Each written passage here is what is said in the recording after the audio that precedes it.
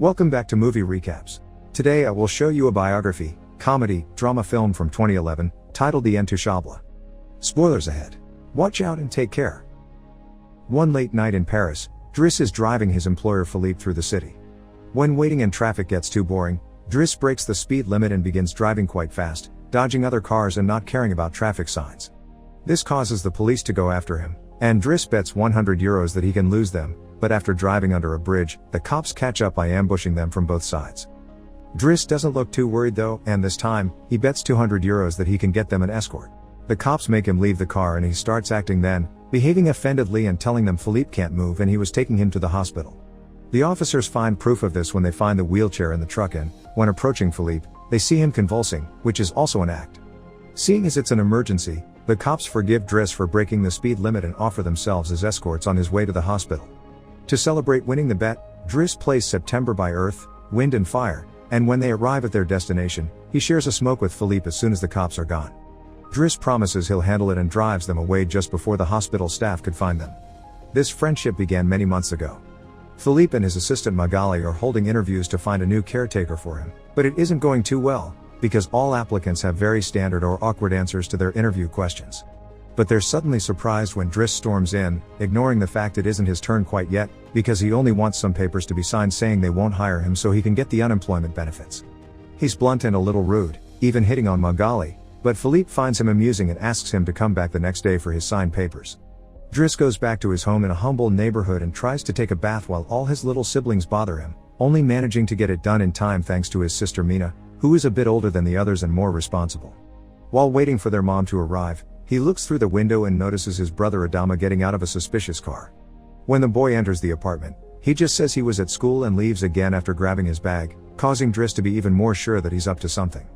In the evening, his mom arrives, and he gives him a Fabergé egg he stole and tells her he's been away on vacation when she asks. She isn't happy to see him though, because he disappeared for 6 months and never called, and now he's shown up out of nowhere as if her home was a hotel. As she's absolutely done with all his lies and she has other children she has to take care of, she kicks him out and tells him not to come back. Driss spends the night having a smoke and some snacks with some neighborhood friends. The next day, Driss goes back to Philippe's house for his papers, and he's received by the housekeeper Yvonne, who shows him around the place and tells him about Philippe's daily routine. She also shows him the room he would get for himself with his very own bathroom. Driss can't help staring at the bathtub before he's dragged to see Philippe, who offers the signed sheet of paper but also a job opportunity.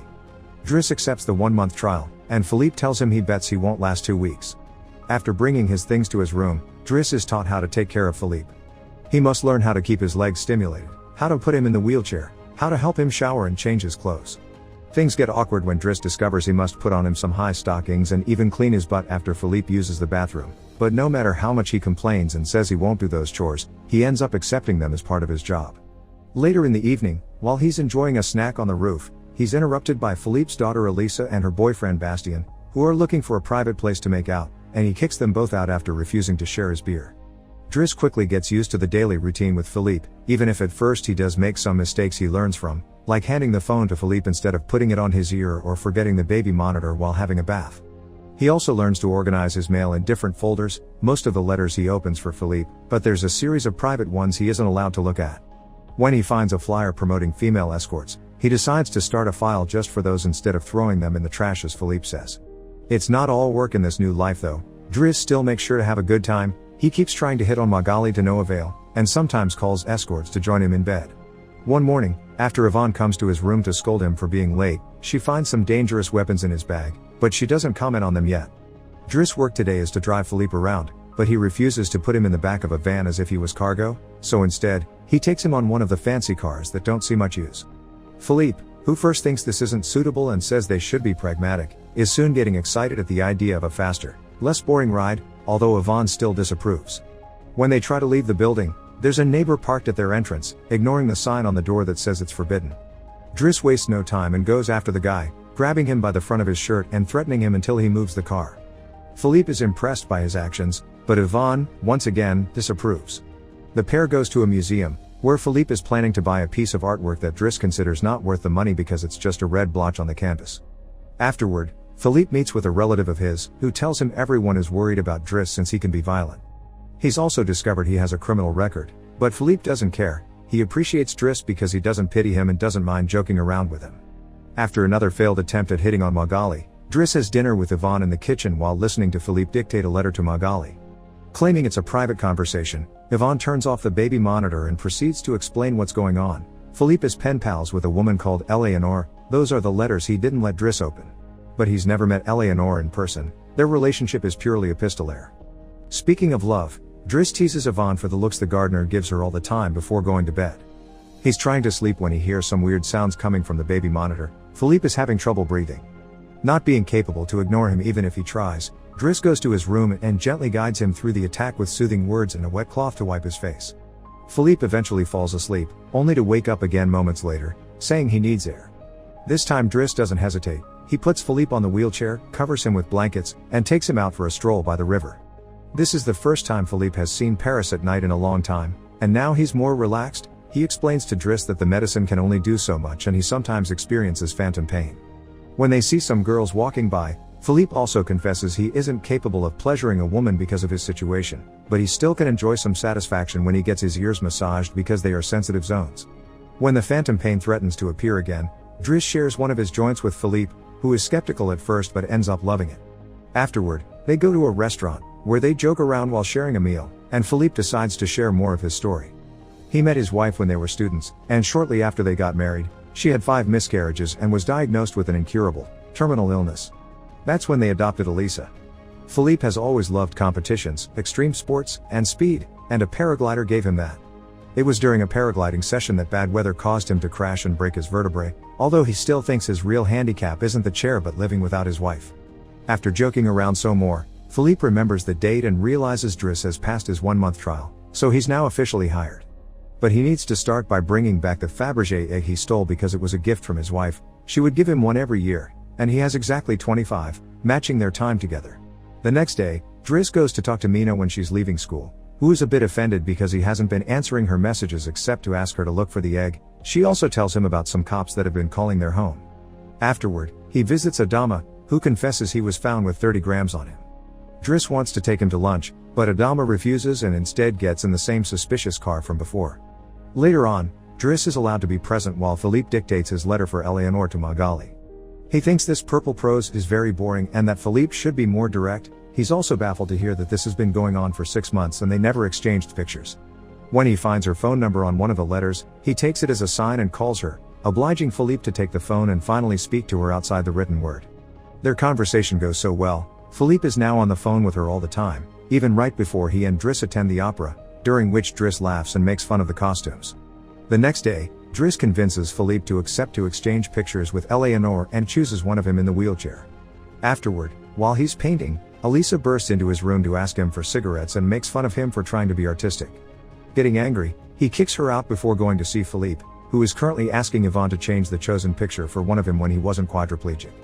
She hides the picture inside the escort file right before Driss burst in, complaining about Elisa and telling Philippe he needs to discipline her, something Yvonne agrees with. Philippe agrees to talk to her, but he's mostly surprised when Driss lets it slip that he's been painting. Days continue to pass, and the friendship between Philippe and Driss continues to grow. Driss takes him to play in the snow and brings him with him when he goes out for a run. Philippe gets him his first suit and scolds his daughter while Driss listens to him through the baby monitor. When Driss finishes his first painting, he shows it to Magali, who slaps him when he tries to kiss her. Philippe, however, likes the painting and promises he'll try to sell it. The two of them have a great time with each other, enjoying things like getting a faster car, sharing joints, and even hiring escorts together. When Philippe's birthday comes, he isn't very excited about it. Every year, he pretends to be surprised that they're throwing a party and has to meet with all these relatives that only come to see him on the date to check he's still alive. Philippe says it'll all be rather boring.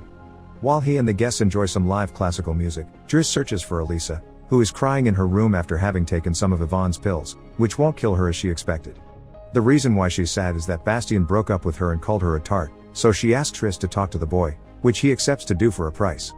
Meanwhile, Philippe is showing Driss painting to his relative and manages to convince him to buy it for 11,000 euros. Driss goes back to the dining room and chats with Yvonne, who tells him Magali is in a relationship with someone named Fred, but things are rather rocky at the moment, giving Driss hope. As the party begins to die down, Philippe makes Driss listen to some of the most important songs in classical music history, but he could only joke in response. After the band is done, he brings his iPod and plays Boogie Wonderland by Earth, wind and fire before he starts dancing right in the middle of the floor. He's an incredible dancer and he even convinces the rest of the party to join him and dance with him, which Philippe enjoys watching. Later, when putting Philippe to bed, Driss opens Eleanor's latest letter to him. She sent her picture, showing she's rather pretty, and is telling him they should meet next week when she visits Paris. When the day of the date comes, Yvonne and Driss put Philippe through dozens of outfits until they find the perfect one. And since it's Yvonne the one that will take Philippe to the date, Driss uses his day off to visit Bastien and threatens him until the boy accepts to apologize to Eliza and to bring her croissants every day. He also asks him to fix his hair. Afterward, he visits his mother at work, but only to watch her from afar. At the restaurant, Yvonne and Philippe are waiting for Eleanor, who is very late. After waiting for an hour, Philippe gives up, calls Driss to ask him to take him away, and then leaves the restaurant without noticing Eleanor is arriving at the same time. That same night, Philippe takes Driss with him in his private plane and gives him the money he got for selling the picture, making him immeasurably happy. They make it to the countryside the next morning, and Philippe decides to go paragliding, dragging Driss with him as well. Driss doesn't want anything to do with it, but after initially freaking out, he ends up enjoying the experience. When they return home, Adama is there waiting for Driss and gets scolded when he sees the scars on his face. Adama will still not tell Driss what's happening in his life though, so Driss makes him wait in his room while he calls Mina to tell her not to worry and goes to put Philippe to bed. Philippe, however, isn't sleepy yet.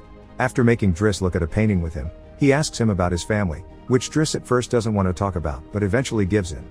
It turns out Adama technically isn't his brother and his parents aren't actually his parents, they're his aunt and uncle. They fetched him from Senegal when he was 8 because they couldn't have kids, and his real name is Bakari Bassari, but because other kids had that name, they called him Idris, and that became Driss. One day, his aunt miraculously was able to conceive, and after his uncle died, there were other men and more kids as well. In the same way Driss had talked to him about Elisa, Philippe points out that Adama needs discipline, so he fires Driss so he can be there with his family because he can't spend his whole life taking care of an old man. The next morning, after Bastien has brought his daily croissant while wearing a better hairdo, Driss packs his bags and gets ready to go. Magali comes to say her goodbyes, and when Driss tries to hit on her one last time, Magali introduces him to his significant other Fred, which is short for Frédéric. Turns out Magali isn't interested in men, and Driss gives up on the spot. On his way out of the house, he gives the baby monitor back to Yvonne and teases her for having lied to him about Magali just to mess with him. In return, she gives him the escort file he had started, and he's disappointed to find the picture he had chosen is hidden there. Driss throws away the file, but he keeps the photo for himself. Once outside, he finds a car once again blocking the entrance, so he asks him to move away even if he doesn't work there anymore. When Adama calls him out for it, Driss says it's a matter of principle. A few hours later, the two brothers go pick up their mother at the station while back at the house. Philippe is having his first dinner together with his new caretaker, who is stuffy and boring, and Philippe decides to leave him without even having a bite. Since Yvonne is out on a date with the gardener, nobody is there to scold him for it. As days pass, Driss goes back to his old life. He hangs out with his old friends again and tells the guys from the suspicious car not to bother Adama anymore. When he goes to an interview he doesn't have enough experience for, he manages to win over the employer by calling himself pragmatic and using all the art knowledge he acquired while working for Philippe. This lands him a job as a driver.